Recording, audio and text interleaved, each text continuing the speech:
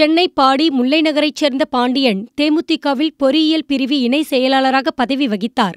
இவர் வியாழனன்று காலை தனது மகனை அண்ணாநகரில் உள்ள பள்ளியில் விட்டுவிட்டு வீடு திரும்பினார்.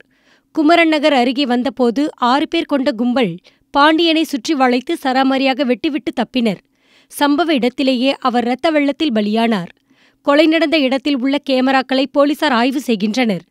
பாண்டியனுக்கும் அப்பகுதியைச் சேர்ந்த சிலருக்கும் அடுக்குமாடி விற்பனை தொடர்பாக தகராறு இருந்ததாக கூறப்படுகிறது. இந்த பிரச்சனையின் காரணமாக அவர் கொலை செய்யப்பட்டிருக்கலாம் என சந்தேகிக்கப்படுகிறது.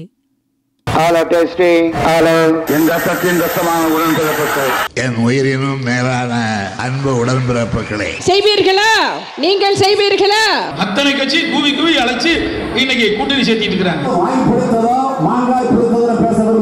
युद्ध செய்ய மாட்டேன்னு போயிட்டேன்னு சொன்னவனே கோவளைன்னு சொல்லுவாங்க.